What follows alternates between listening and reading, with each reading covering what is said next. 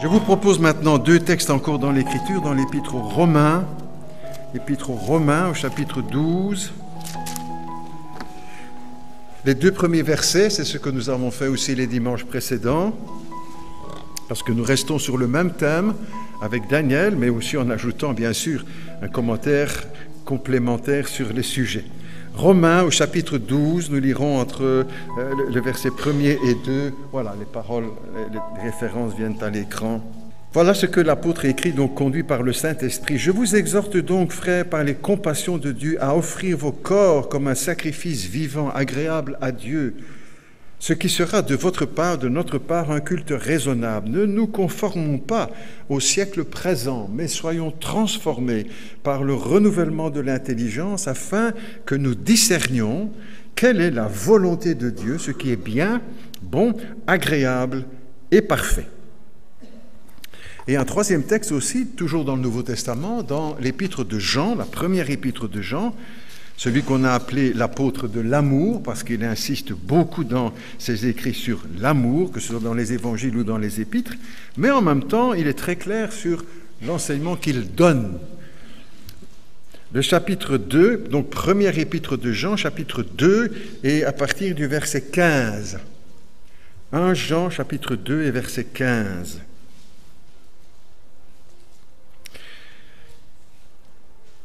N'aimez pas le monde, il parle aux chrétiens ici, n'aimons pas le monde ni les choses qui sont dans le monde. Si quelqu'un aime le monde, l'amour du Père n'est pas en lui. Car tout ce qui est dans le monde, la convoitise de la chair, la convoitise des yeux et l'orgueil de la vie ne vient pas du Père, mais vient du monde. Et le monde passe et sa convoitise aussi. Mais celui qui fait la volonté de Dieu demeure éternellement. Jusque-là, si vous le voulez, nos lectures pour ce dimanche matin. Nous voici donc avec Daniel depuis quelques dimanches maintenant, le troisième dimanche. Nous avons vu qu'il fait partie des jeunes juifs qui ont été déportés à Babylone. Le roi Nebuchadnezzar, le roi de Babylone, est venu conquérir Israël. Le roi est donc venu envahir Israël et il emmène avec lui des esclaves, et pour en faire des robots, selon la pensée de Babylone.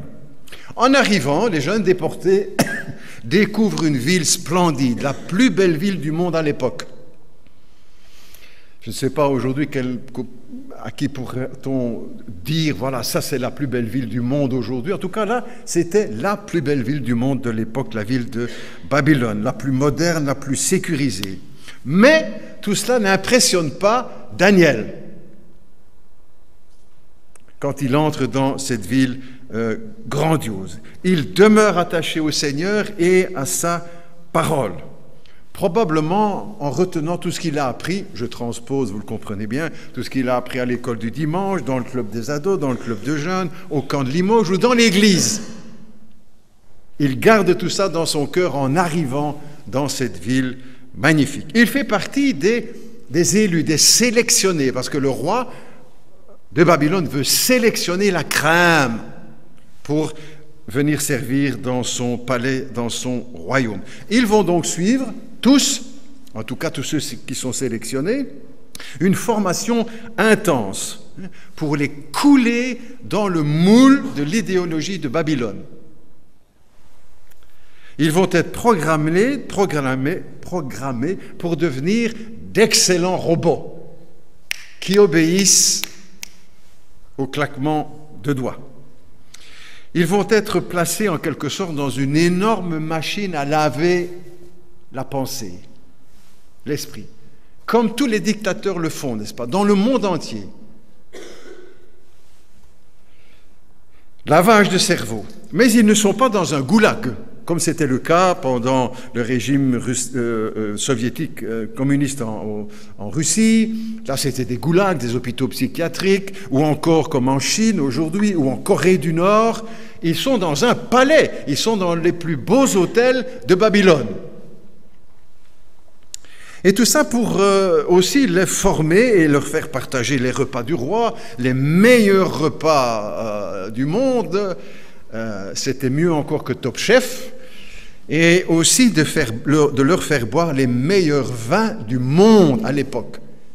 Ils sont vraiment au top du top à Babylone. Et tout cela pour essayer d'endormir en quelque sorte leur conscience, leur foi et leur mémoire. Pour leur faire oublier, pour faire oublier à Daniel son pays, son histoire, ses origines, sa famille, son Dieu. C'est un peu comme, paraît-il, je ne suis pas un spécialiste de ces questions-là, mais comme on cuit les langoustes, ou en tout cas les crustacés, on les plonge dans l'eau froide, et tout doucement on fait chauffer l'eau. Et la bête ne sent rien, elle s'endort, elle ne souffre pas, jusqu'au moment où elle est cuite. C'est un peu cette méthode qui est employée. Doucement, on arrive là où on veut. Mais la réaction de Daniel est immédiate, lui. Il ne se laisse pas prendre au jeu avant d'être jeté dans la casserole à pression, si l'on veut dire, de Babylone. C'est un peu aussi de cette manière que les choses se passent dans nos démocraties, n'est-ce pas, on pourrait dire à la belge, parce que tous on se dit, mais pourquoi parler encore de tout ça? On est plus loin aujourd'hui, on n'est pas beaucoup plus loin, on emploie les mêmes méthodes, le même lavage de cerveau. Nos lois impies, immorales, opposées aux valeurs chrétiennes ou à la vie tout simplement, sont votées sans douleur. Et ça passe au cœur de la vie de notre pays, sans douleur, sans violence, sans révolution, sans manifestation. Des lois impies qui sont votées, et tout se passe comme si rien n'était dangereux. Si on fait une petite comparaison avec la France, qui n'est peut-être pas toujours non plus un exemple, bref, vous avez entendu, vous vous souvenez, quand il a été question de la loi pour le mariage pour tous, le programme que le gouvernement voulait voter, il y a eu 1 million de personnes dans les rues. 1 million de Français pour dire « on ne veut pas ça ». Dans notre pays, rien n'a bougé. La même loi. Des spécialistes étaient donc venus aussi de France pour voir en Belgique comment on avait fait. On s'est laissé cuire doucement, sans souffrance. Que va faire Daniel donc au milieu de cette pression de la ville, de l'idéologie de Babylone? Que va-t-il faire, ou plutôt, que ne va-t-il pas faire tout d'abord? Voir cela. Est-ce qu'il va essayer de changer Babylone? Est-ce qu'il va essayer de changer le roi, les lois de Babylone? Est-ce qu'il va organiser une révolution?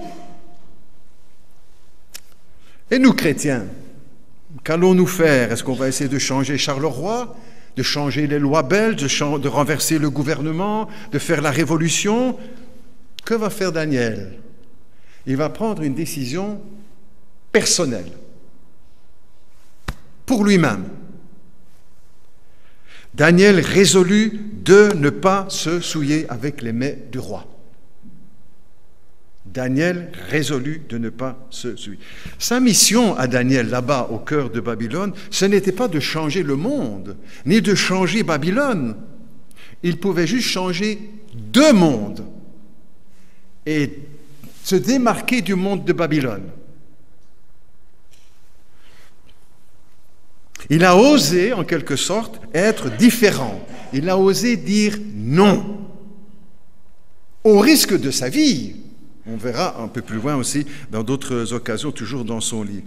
Et pour nous, chrétiens, nous devons nous rappeler aussi que ce n'est pas notre mission de changer le monde. Jésus n'a jamais dit « allez et changez le monde ». Notre rôle, ce n'est pas de changer la ville de Charleroi. Ce n'est pas la mission qui nous a été confiée. Imposer le christianisme, comme l'a compris aussi, voulu comprendre en tout cas l'Église catholique, quand elle a voulu imposer par la force le christianisme dans les colonies qui étaient conquises par les pays où ils étaient majoritaires, ou bien encore dans nos pays en Europe au XVIe siècle, en imposant par la force ces dogmes et ces principes dans notre pays. Ce n'est pas notre but, ce n'est pas le but que Dieu confie à l'Église. Jésus a prié, ils ne sont pas du monde, Et ils sont dans le monde. Je ne te prie pas de les ôter du monde. Notre mission n'est pas de changer le monde. On n'en a pas le pouvoir et ce n'est pas l'ordre que Jésus nous a donné. Notre mission, c'est de répandre la parole de vie dans le monde. C'est d'offrir l'Évangile au monde entier et de respecter le choix de chacun et de ne rien imposer à personne par la force ou par la pression psychologique ou morale. Jésus a dit à ses disciples, allez par le monde et prêchez la bonne nouvelle, communique l'Évangile. Ou encore Jésus a dit dans son discours sur la fin des temps, cette bonne nouvelle du royaume de Dieu sera prêchée dans le monde entier.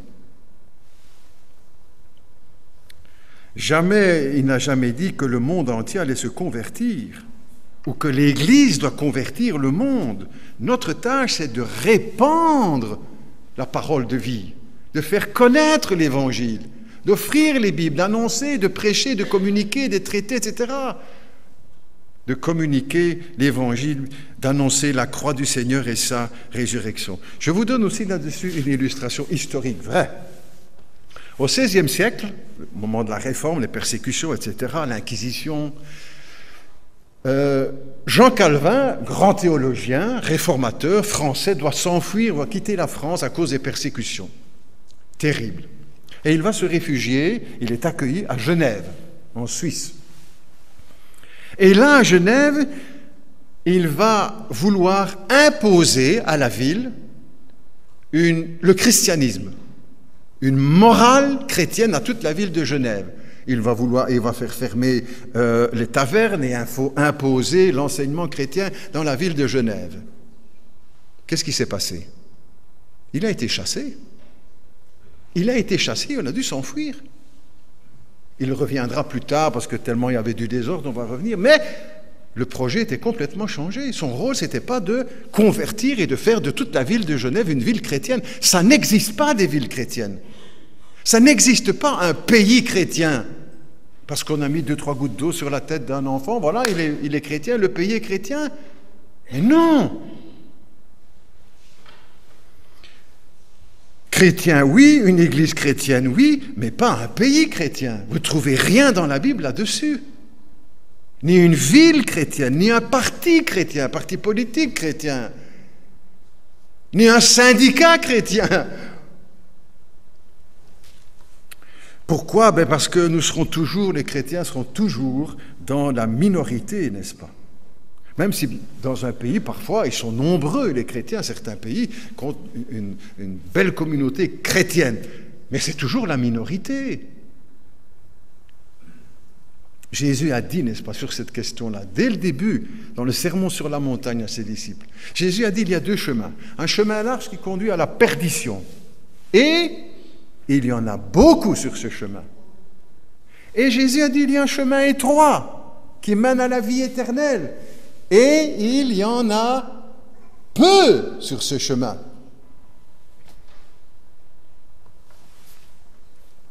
Jésus a dit encore, quand il était arrêté, « Mon royaume n'est pas de ce monde. » Ce n'est pas notre rôle d'imposer le royaume de Dieu à notre société, à notre monde, mais de partager l'Évangile avec tous ceux qui voudront. C'est ce que Daniel a fait. Il a fait son choix, mais il n'a pas essayé de convertir tout Babylone ou d'imposer à Babylone les lois de la parole de Dieu. Charleroi ne sera jamais une ville chrétienne, vous savez. Et on dira, mais pourquoi vous ne le voulez pas, pasteur? Ben si, mais les Carolins ne le veulent pas.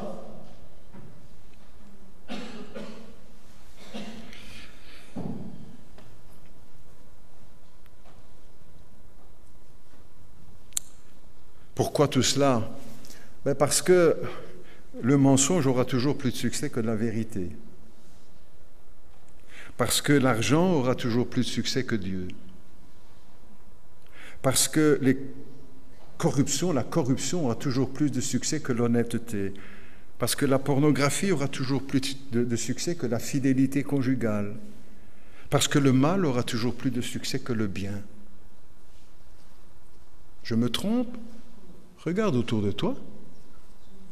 Regarde autour de toi, à Charleroi, en Belgique, dans le monde. Jésus nous a dit, le chemin large mène à la perdition. Il y en a beaucoup. Non pas parce que Jésus ne voulait pas que le monde se convertisse, ou bien au contraire, mais c'est un choix. Et ce n'est pas des choix que l'on impose. Il y aura toujours plus de monde dans les stades du Sporting ou les festivals de Woodstock ou dans les cafés, ou je ne sais pas si ça existe encore le Woodstock là, que dans les églises. J'ai lu un bel article ici dans le journal de la revue de l'Appel de minuit, un des auteurs qui disait, en rapport avec ceci, il n'y avait pas, c'était pas en rapport avec Daniel, mais il disait ceci, il n'y a jamais eu un pays chrétien, et il n'y en aura jamais. La Bible ne nous parle jamais d'un pays chrétien, ni d'une ville chrétienne. Ce ne sont que des vœux pieux. On peut parler de pays christianisés qui ont entendu l'Évangile, qui ont été touchés par l'Évangile, oui. Mais loin de là que toutes les... Je vais noter ici, les âmes se pêchent à la ligne, n'est-ce pas? Et pas au filet. On voudrait parfois. Mais nous savons les uns et les autres. Plusieurs qui me disent, comme c'est difficile d'amener quelqu'un à la foi, pasteur. Comme c'est difficile. C'est notre rôle, notre mission, comme Daniel, de partager, de faire notre choix personnel et d'essayer de répandre cette parole auprès de ceux qui l'acceptent. Donc, que fait Daniel, puisqu'il ne va pas changer Babylone, ni l'Empire, ni le roi, ni... Qu'est-ce qu'il fait? Il prend une décision personnelle. Vous savez que c'est les seules choses, en fait, que nous pouvons vraiment changer. C'est chez nous. Et souvent, on voudrait changer les autres. On voudrait changer notre épouse, pas d'épouse, mais changer notre épouse, notre mari, changer nos enfants, changer nos parents, changer nos voisins, changer le pasteur. On veut changer les autres, mais ce n'est pas non plus la mission que Dieu nous confie. Notre rôle, c'est avant tout sur nous-mêmes. Daniel résolut de ne pas se souiller. C'est son choix personnel au milieu de Babylone. Question quand même aussi pour chacun, nous, et moi avec les autres bien sûr. Est-ce que nous sommes prêts à nous laisser transformer? Parce que c'est ça la vraie question aussi du christianisme pour le chrétien. Est-ce que je suis prêt à me laisser transformer par Dieu? Ou est-ce que nous nous rassurons avec Dieu? Moi, je suis comme je suis. Il faut m'accepter comme je suis. Ouf! Est-ce que nous sommes prêts à nous laisser transformer? Ou une autre question qui découle de cela. Qu'est-ce que Dieu a déjà transformé en nous? Qu'est-ce que Dieu a déjà transformé dans ma vie, dans ta vie, dans notre vie? C'est cela son dessein. D'être transformé, une fois que nous lui appartenons, par sa parole et par l'Esprit Saint. Daniel a fait ce choix, n'est-ce pas, de changer, de prendre une position pour lui-même. Et quand on a bien compris cela, n'est-ce pas, que c'est le projet du Seigneur dans notre vie, dans ma vie, de me transformer, quand on a bien compris cela, que c'est pour notre bien, alors le travail du Seigneur peut se faire bien facilement. Mais si nous résistons en disant ça, je ne change pas, même quand on l'a entendu plusieurs fois de la parole, même quand on l'a lu plusieurs fois, et que ça ne bouge pas. Daniel résolut de ne pas se laisser souiller par les mains du roi.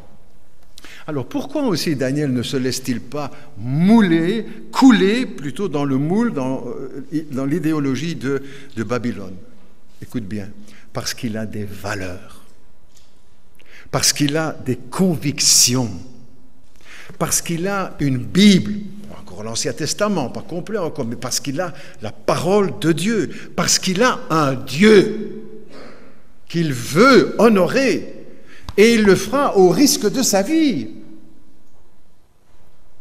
Déjà, le serviteur qui lui dit, écoute, ce que tu me demandes, moi je risque ma tête. Bien plus encore, ces Juifs qui étaient expatriés et qui ne voulaient pas faire ce que le roi disait. Il risque sa vie et il choisit de le faire. Parce qu'il a des valeurs, des convictions, parce qu'il a une Bible, parce qu'il a un Dieu auquel il croit et à qui il a confié sa vie. Parce qu'il veut plaire à Dieu, à Babylone. Est-ce que nous voulons plaire à Dieu, à Charleroi? Est-ce que nous voulons plaire? Est-ce que je veux plaire à Dieu? C'est à Charleroi, en Belgique. Une dame m'a posé aussi, il est consacré, c'est ça aussi l'expression, on l'a employé plusieurs fois. Dimanche dernier, en sortant, une dame me dit, mais qu'est-ce que ça veut dire exactement consacré? Quelques pistes. Il est consacré comme nous sommes appelés à être consacrés au Seigneur. Comme nous avons lu dans l'Épître aux Romains, je vous exhorte, frères, etc., à être consacrés. Consacré, cela veut dire faire le choix de la vérité. Un chrétien consacré, c'est celui qui a fait le choix de la vérité. C'est vivre 24 heures sur 24 en chrétien. C'est s'efforcer d'obéir au Seigneur. C'est ça être consacré. C'est rejeter le péché. C'est ça être consacré. C'est avoir le courage de dire non au mal. C'est ça être consacré à Jésus-Christ. C'est choisir la fidélité. C'est ça être consacré. C'est avoir l'audace de dire non à tout ce qui est impur, à la vulgarité, à la grossièreté, à la bassesse. C'est ça être consacré à Jésus-Christ. C'est oser être différent. C'est rechercher ce qui est agréable à Dieu. C'est aimer la parole de Dieu. C'est ne pas abandonner son Église. C'est ça aussi être consacré. C'est servir dans son Église, c'est aider son prochain, c'est mener une vie propre dans un monde sale. Dites ça, vous répétez souvent, parce que oui, j'aime bien, parce que mon sanctification, ça pourrait être un petit peu compliqué, mais ça c'est clair. Une vie propre dans un monde sale. Ah, c'est ça être consacré. Pas seulement ici, pendant les 2 heures au culte, mais demain matin, quand nous serons au bureau, sous la pression du monde, du mal, de ci, de là. Plusieurs d'entre vous m'en parlent, n'est-ce pas? Quel que soit le milieu dans lequel ils travaillent. Cette pression du mal autour d'eux, les collègues, les ci, les là, c'est à fuir. C'est savoir dire non. Au milieu de Babylone, au milieu de Charleroi, au milieu de l'entreprise dans laquelle on est. Être consacré, c'est refuser, une autre expression que j'aime bien, c'est refuser la médiocrité.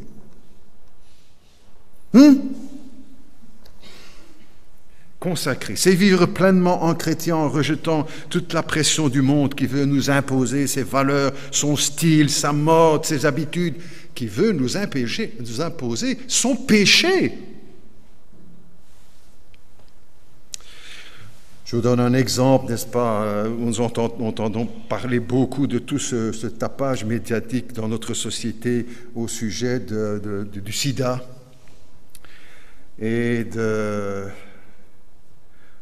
des campagnes d'information pour éviter le sida. Vous savez ce qu'on montre à la télévision, vous l'avez vu comme moi, des grandes pubs à la radio, on fait appel à des dons pour pouvoir, parce que ça c'est le grand show médiatique qu'on organise pour récolter de l'argent. C'est quoi cette pression-là sur nous? Vous savez, il y a d'autres maladies dans le monde qui font beaucoup plus de morts que le sida, hein? Le paludisme, la tuberculose et d'autres maladies encore, qui font beaucoup plus de morts. Seulement, le sida, ça c'est le péché de l'Occident. Ça c'est le péché de l'Occident. Le sida, c'est la menace sur le péché de l'Occident. Alors là, on nous bombarde de publicité pour nous imposer cette idée, cette valeur, et pour faire appel aussi à nos biens. Consacrer, ça veut dire savoir dire non à toutes ces choses. Le courage d'être différent. C'est le titre que j'ai donné à la prédication de ce matin. Aujourd'hui, pas seulement aujourd'hui, mais enfin nous on vit aujourd'hui, donc on parle pour aujourd'hui bien sûr plus spécialement. Aujourd'hui, certains sont prêts à faire beaucoup de choses pour être comme les autres. Comme les autres. Tous les mêmes, les robots. Tous les mêmes, pour faire comme tout le monde, pour s'habiller comme les autres, pour sortir comme les autres, pour parler comme les autres, pour jurer comme les autres, pour fumer comme les autres, pour boire comme les autres, pour fumer les pétards comme les autres, pour lire l'horoscope comme les autres, pour se faire tatouer comme les autres, pour se faire le piercing comme les autres, pour être comme les autres.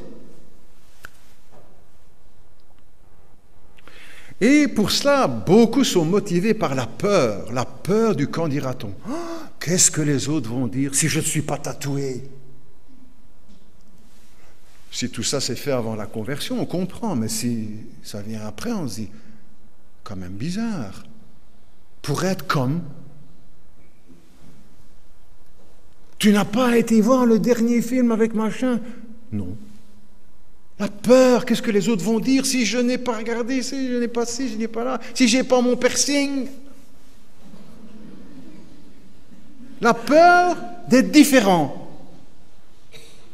Nous rions, mais il y en a qui sont terrorisés avec ça. Hein. Il faut être comme les autres. Les autres ont ça, ben je vais faire comme eux. Oh! Daniel n'a pas eu peur d'être différent. Et nous, en tant que chrétiens, nous ne devons pas avoir peur de la différence. Le courage de la différence.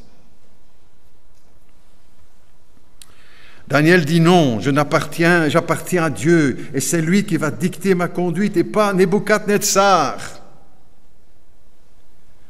Voilà le langage du chrétien. Ce n'est pas le monde qui va me dicter ma conduite ou ma manière de vivre. C'est mon Dieu et lui seul.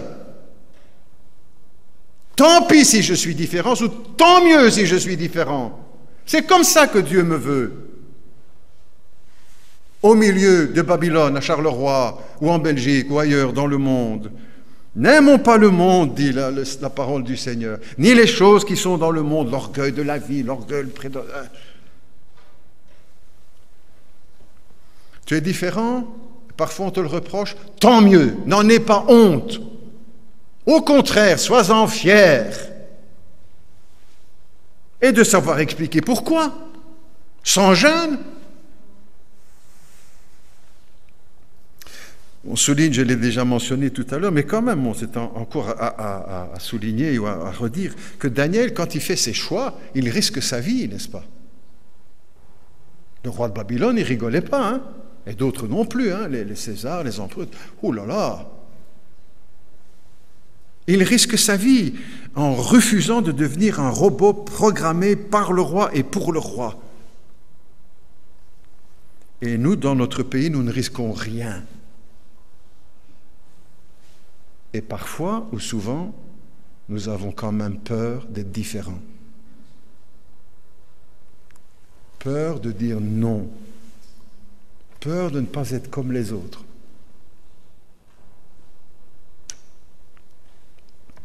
L'apôtre Paul, quand il écrit à son jeune collègue Timothée, lui dit « N'aie donc pas honte du témoignage à rendre à notre Seigneur.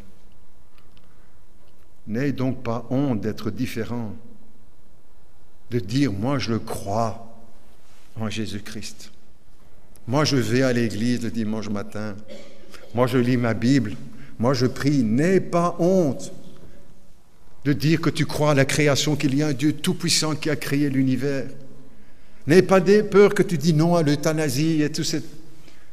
N'aie pas honte, n'ayons pas honte de l'Évangile. L'Évangile, ce n'est pas seulement la croix, la mort de Jésus, c'est tout ce qui va aussi avec. N'ayons pas honte. Daniel n'a pas eu honte au risque de sa vie, et nous ne risquons rien. N'ayons pas peur. Tout ceci concerne David, ses trois amis, Anania, Michaël et Azaria, le roi Nebuchadnezzar et Babylone, c'est bien, on a parlé d'eux. Et Dieu dans tout ça. Et Dieu dans tout ça. Il est là. Il est là, il est discret, il est silencieux. mais il est efficace. Verset 9, Dieu fit trouver à Daniel faveur et grâce devant le chef des serviteurs du roi. C'est Daniel qui a pris la décision. Mais sur Daniel et sur ces circonstances, il y a la main de Dieu. Sur notre vie, quelle qu'elle soit, joie, peine, chagrin, deuil, tristesse, déception, il y a la main de Dieu. Dieu fit trouver grâce à Daniel devant le chef des serviteurs du roi. Dieu est là, il est dans les coulisses, dirions-nous, sans manquer de respect, vous comprenez bien. Il fait réussir le projet de Daniel. Il n'y a rien de visible, n'est-ce pas? Si les caméras sont là pour filmer tout ça, ben Dieu, on ne le voit nulle part, hein? Il n'est pas à l'écran. Et il est là pourtant. Il est là, présent. Il n'y a rien de visible, il n'y a rien de tangible même. On ne peut pas dire la terre a tremblé quand Daniel a pris sa décision, il a fait trembler le palais du roi. Rien, rien. Juste une phrase. Dieu va faire réussir le projet. Il va lui faire trouver grâce. Dieu est là. Rien de visible, rien de tangible, rien de spectaculaire. Aujourd'hui, on est dans un monde qui veut du spectaculaire, même dans beaucoup d'églises, n'est-ce pas? On veut du spectacle. On veut du show, on veut du bruit, on veut des gens par terre, on veut...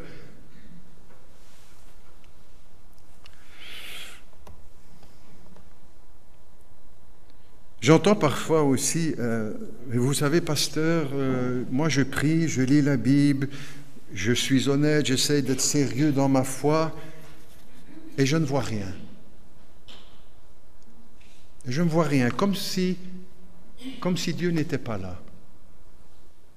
Peut-être que vous avez dit ça aussi à certains moments, ou peut-être encore maintenant. Daniel pouvait dire la même chose à ce moment-là. Il croit, il a la foi, il prend des risques, il est fidèle, mais en fait, il ne voit rien.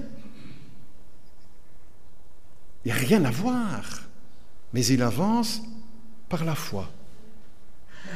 Pas par la vue, par la foi.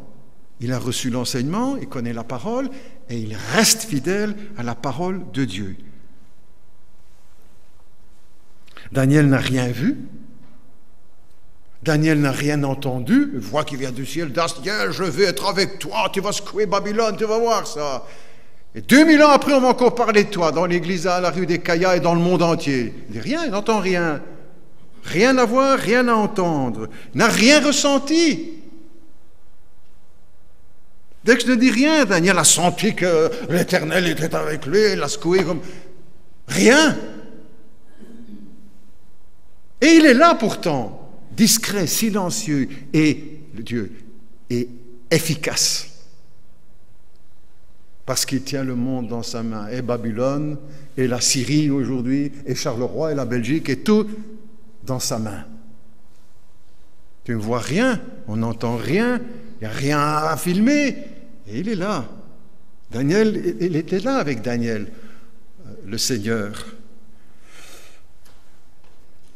Il va honorer la foi de Daniel.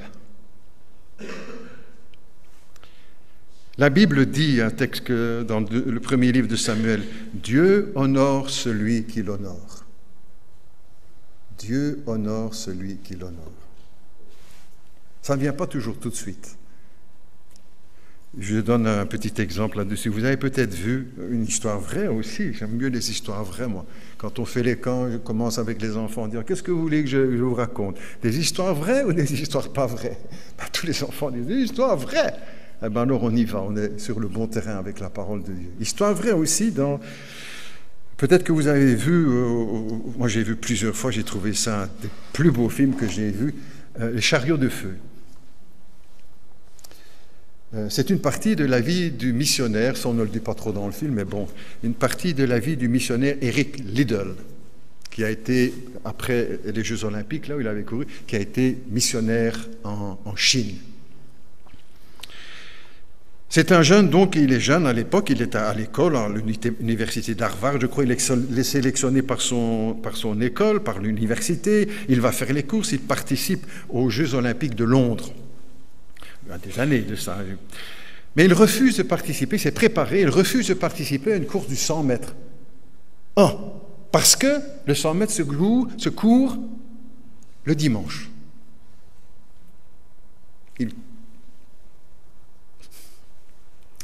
Il croit en Dieu, il a des convictions, il dit « je ne cours pas ». Tout le monde vient, la pression, les sportifs, le prince de Galles qui vient pour lui dire « il faut courir ». Il dit « non, je ne cours pas, c'est dimanche, c'est le jour du Seigneur ». Et il s'inscrit pour une autre course, un autre jour, le 200 mètres. Et avant de courir, un des coureurs, des participants vient lui remettre un petit papier sur lequel il a écrit ce texte biblique.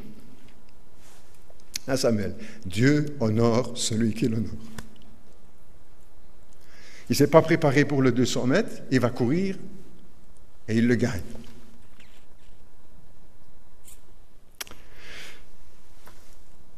Daniel va courir aussi, pas la même course, et il va la gagner, parce qu'il a mis Dieu à l'honneur.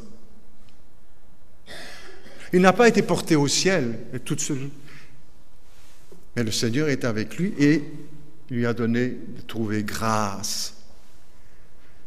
Et plus tard d'être rempli de sagesse et d'intelligence pour expliquer au roi ce que tous les astrologues, les menteurs de Babylone n'arrivaient pas à expliquer. Lui, il va l'expliquer, parce que Dieu a mis sur lui sa sagesse et sa bénédiction.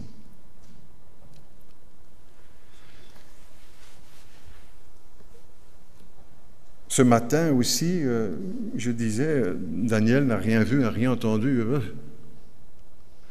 Un peu comme nous aussi, peut-être ce matin, maintenant, il n'y a rien de spécial à voir, ni à entendre de tremblements, que sais-je, ou ressentir. Oh, j'ai eu la chair de poule. Et quand on ne l'a pas, c'est pour ça que Dieu n'est pas là. Ici maintenant, n'est-ce pas, on n'a pas vu Dieu, on n'a pas entendu, on n'a pas ressenti, mais il est là. Il est là. Et pasteur, vous l'avez vu, vous l'avez entendu? Non. Et comment vous savez dire ça alors? Parce qu'il l'a promis.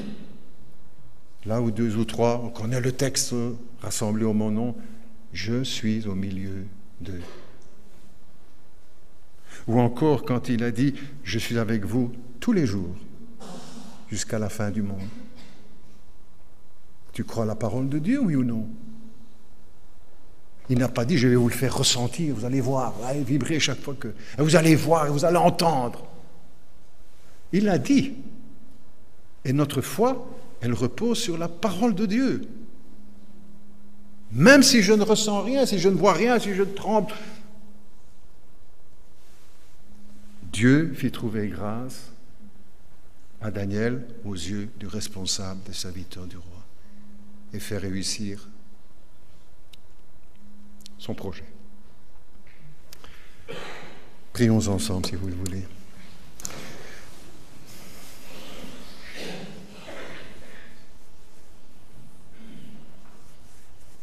Notre Dieu et notre Père, nous te remercions pour ta parole et pour tout ce qu'elle nous apprend, parce qu'elle nous conduit là où tu veux nous voir avancer, parce qu'elle nous instruit, elle nous encourage, elle nous corrige, elle nous façonne, parce que tu veux pour chacun de nous transformer par le renouvellement de l'intelligence, au travers de l'enseignement de la parole et de l'esprit qui porte ces mots dans nos cœurs, dans nos vies. Seigneur, que nous puissions être souples pour nous laisser transformer. Que nous soyons tous et toutes, moi avec les autres, transformables et pas têtus et butés pour refuser ce que Dieu veut changer en nous. Nous ne changerons pas toute notre famille, nous ne changerons pas la ville de Charleroi, ni de Belgique, ni le monde, et peut-être même l'Église. Mais toi, tu peux nous transformer, me transformer. Seigneur, je veux, comme Daniel, avoir le courage d'être différent et de prendre les décisions au moment où il faut les prendre. De prendre ces bonnes résolutions inspirées par Dieu et pour notre bien. Nous te prions, Seigneur, pour que, au milieu de ce monde, au milieu de Babylone, au milieu de Charleroi, que nous puissions partager, communiquer la bonne nouvelle. Ils ne sauront pas changer la ville, ni le monde. Ils ne veulent pas. Ils ne veulent pas. Et pourtant, parmi eux, quelques-uns accepteront. Aide-nous à semer la parole de vie, la parole de l'Évangile, la bonne nouvelle de la mort de Christ pour nos péchés et de sa résurrection. Que la vie n'est pas la fin, que la mort n'est pas la fin de la vie. Qu'il y a un Dieu qui nous aime et qui veut nous sauver et qui nous attire à lui. Seigneur, que personne ne résiste, ni pour se convertir, ni pour se consacrer, se sanctifier. Seigneur, qu'il y ait ainsi en chacun de nous vraiment le progrès que tu veux voir en chacun.